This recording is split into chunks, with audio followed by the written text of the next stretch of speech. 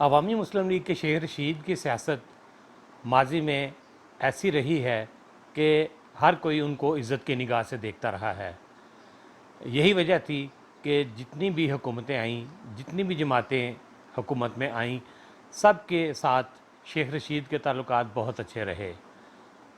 Military dictators हों या दूसरी सियासी जमातें हों, उनकी हुकूमतों में शेख रशीद बतौर वज़ीर काम करते रहे और अच्छा उनका सिलसिला भी रहा इन जमातों के साथ भी और डिक्टेटर्स के साथ भी, और उन्होंने अपने इलाके के अवाम के लिए बहुत काम किए। इमरान ख़ान के साथ उनके ताल्लुकात इब्तिदा में जिस तरीके से थे उसको कौन नहीं जानता। इमरान ख़ान तो एक इंटरव्यू में कह चुके हैं कि शेख रशीद को कोई पटवारी भी नहीं लगा सकता और उनको अपना चपड़ासी भी वो बनाना नहीं चाहते थे।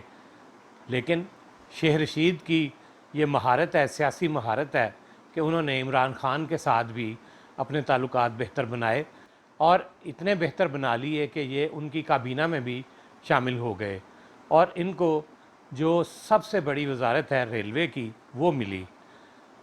रेलवे के मिनिस्टर के तौर पे ये पहले भी काम कर चुके और इमरान ख़ान के दौर में भी इन्होंने रेलवे को ही तरजीह दी। लेकिन इमरान ख़ान की हुकूमत का ये खासा रहा है कि इसके कोई भी वज़ीर जो थे वो परफॉर्मेंस नहीं दे सके और शेख रशीद भी उन्हीं में शामिल थे। इसलिए शेख रशीद की वजारतें जो हैं वो तब्दील होती रहीं और इमरान ख़ान के इक़्तिदार के ख़ात्मे तक शेख रशीद वज़ीर दाखिला के तौर पे काम करते रहे। वज़ीर दाखिला जिसके तहत पूरे पाकिस्तान की पुलिस और दूसरे इदारे भी होते हैं और FIA भी इसी के अंडर होती है, तो यकीनी तौर पे ये एक बहुत अहम ओहदा था और शेख रशीद बहुत ही बाखबर वज़ीर के तौर पे काम करते रहे हैं। इनके हर हुक्म का मतलब था पूरा पाकिस्तान उससे हिल जाता था, लेकिन ये यहाँ पे भी अपनी परफॉर्मेंस नहीं दे सके। अब जिस तरीके से ये इक़्तिदार से अलग हुए और इमरान ख़ान का साथ अब भी उन्होंने नहीं छोड़ा, उनके तमाम जलसों में ये तकारीर कर रहे हैं।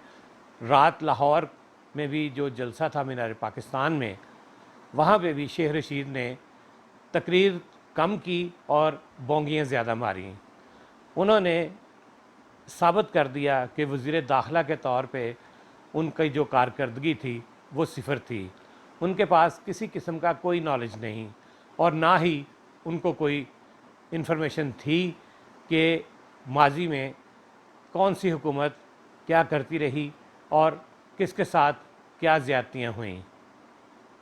शेख रशीद ने सबसे पहले तो अपने आप को बड़ा पाक, नेक और पक्का मुसलमान साबित करने की कोशिश की और अपनी तकरीर का आगाज़ खाना काबा और मदीना मुनव्वरा से किया कि मैं वहाँ पे था तो लोग वहाँ पे रो रहे थे इमरान ख़ान के लिए।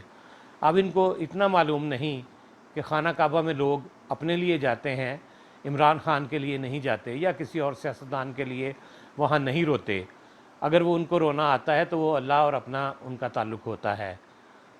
तो अब शेख रशीद ने ये किस तरीके से कह दिया कि लोग वहाँ पे खाना काबा और मदीना मुनव्वरा में इमरान ख़ान के लिए रोते हैं, ये उनको ही पता है। यानी उन्होंने अपने आप को ज़ाहिर किया कि वो मुकम्मल तौर पे इस्लाम से लगाव रखने वाले शख्स हैं। ये बातें करने के बाद उन्होंने जितना बड़ा झूठ बोला, उससे उनकी इस्लाम दोस्ती और इस्लाम से लगाव जो है वो भी सामने आ जाता है। उन्होंने कहा कि आसिफ अली ज़रदारी एक ऐसे शख्स है जिसने बेनज़ीर को मरवाया और पूरी सियासत पाकिस्तान की जो है उस पर कब्ज़ा कर लिया, जैली दस्तावेज़ बना के। इसके साथ साथ उन्होंने मुर्तज़ा भुट्टो के कत्ल की ज़िम्मेदारी भी आसिफ अली ज़रदारी पे डाल दी। ये दोनों कत्ल उस वक्त हुए जब आसिफ अली ज़रदारी के साथ पीपल्स पार्टी के और बेनज़ीर भुट्टो के ख़ानदान के ताल्लुकात बन चुके थे।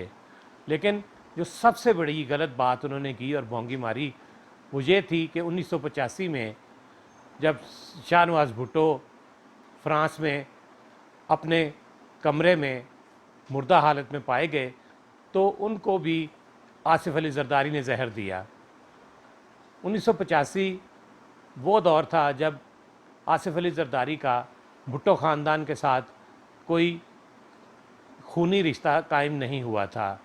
बेनज़ीर के साथ शादी उनकी 1987 में हुई और 2 साल पहले उनका कोई गहरा ताल्लुक़ भी नहीं था भुट्टो ख़ानदान के साथ। अब शेख रशीद को ज़्यादा बेहतर मालूम है कि एक ख़ानदान के साथ उनका ताल्लुक़ नहीं और उनके बेटे को फ्रांस में जहर देकर क्यों मारा उन्होंने।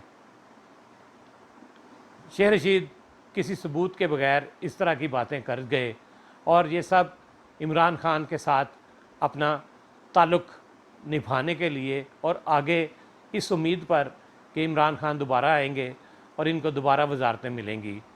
लेकिन अब उनकी ये उम्मीदें ख़त्म हो जानी चाहिए कि इनके पास ऐसी कोई कारकर्दगी नहीं जो आने वाले दिनों में इनको इक़्तिदार में ला सके।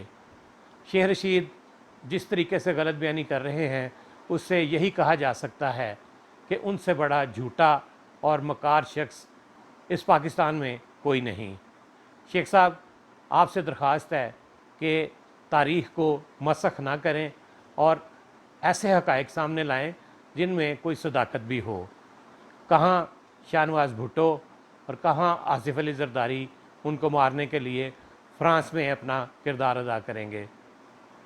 ऐसी बातें मुल्क के मौजूदा हुक्मरानों के लिए ये चाहते हैं कि इख्तिलाफ़ात का बायस बने। मेरा ख़्याल है इसकी नौबत नहीं आएगी और शेख रशीद को जल्द मालूम हो जाएगा कि उनकी सियासत कहाँ खड़ी है।